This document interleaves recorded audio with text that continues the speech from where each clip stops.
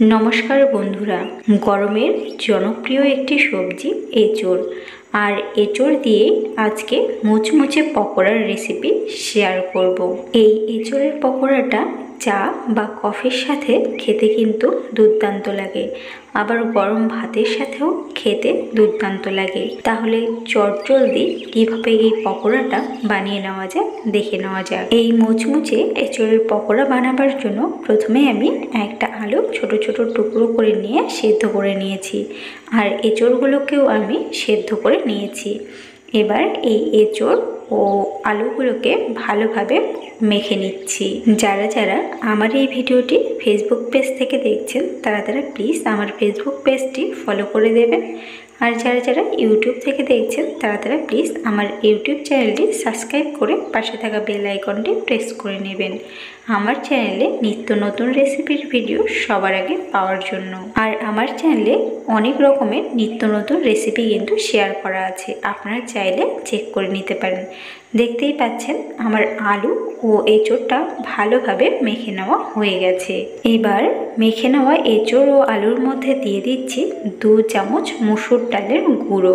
আপনারা চাইলে এখানে বেসনও দিতে পারেন।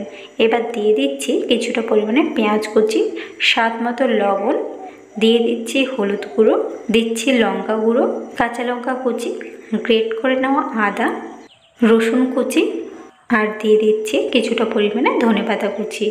এবার সব উপকরণ ভালোভাবে মেখে নেব। আমার এই রান্নার ভিডিওগুলো আপনাদের কেমন লাগে সেটা কিন্তু অবশ্যই কমেন্ট করে জানাবেন। যদি ভালো লেগে থাকে লাইক ও শেয়ার করতে ভুলবেন না। আর আপনারা কীরকম রান্নার রেসিপি দেখতে চান সেটাও কিন্তু কমেন্ট করে জানাতে পারেন। দেখতেই পাচ্ছেন আলু ও এঁচোড়ের সাথে সব উপকরণ ভালোভাবে মেখে নেওয়া হয়ে গেছে। অন্যদিকে একটা কড়াইয়ের মধ্যে বেশ কিছুটা পরিমাণ তেল গরম করে নিয়ে নিয়েছি। এবার তেলের মধ্যে এক এক করে পকোড়াগুলোকে দিয়ে দেব। আমি এখানে ছোট ছোট করেই পকোড়াগুলোকে দিয়ে নিচ্ছি। আপনারা চাইলে আপনাদের পছন্দ মতো সাইজের করে নিতে পারেন। এভাবেই আমি সবগুলো পকোড়া তেলের মধ্যে দিয়ে দিচ্ছি। সবগুলো পকোড়া তেলের মধ্যে দিয়ে দেওয়া হয়ে গেলে একটা খুন্তির সাহায্যে পকোড়াগুলোকে এক এক করে উল্টে নেব। তবে উল্টানোর সময় সাবধানে উল্টাবেন যাতে পকোড়াগুলো ভেঙে না যায়। এইভাবেই উল্টে পাল্টে আমি পকোড়াগুলোকে গোল্ডেন ব্রাউন কালার করে ভেজে নেব। 1 কাপ ময়দা দিয়ে কিভাবে রেশমি জিলাপি বা রাজস্থানি জিলাপি বানাবেন এটার ভিডিও কিন্তু আমার চ্যানেলে শেয়ার করা আছে। আবার ভাতের মাড় দিয়ে কিভাবে পাঁপড় বানাবেন সেই ভিডিও কিন্তু শেয়ার করা আছে। আবার বাসি ভাত দিয়ে কিভাবে পাঁপড় বানাবেন সেটাও কিন্তু শেয়ার করা আছে। আরও অনেক রকমের রেসিপি কিন্তু শেয়ার করা আছে, আপনারা চাইলে দেখে নিতে পারেন, অথবা আমি ডেসক্রিপশন বক্সে লিঙ্কগুলো দিয়ে দেব, চেক করে নেবেন।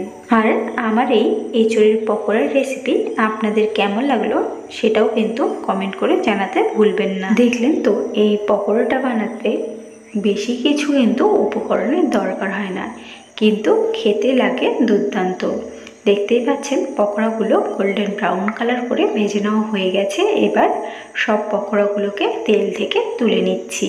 আর পকোড়াগুলো কতটা সুন্দর হয়েছে, আর খেতেও কিন্তু মুচমুচে হয়েছে।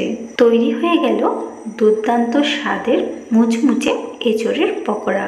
আপনারাও বাড়িতে একবার ট্রাই করে দেখবেন।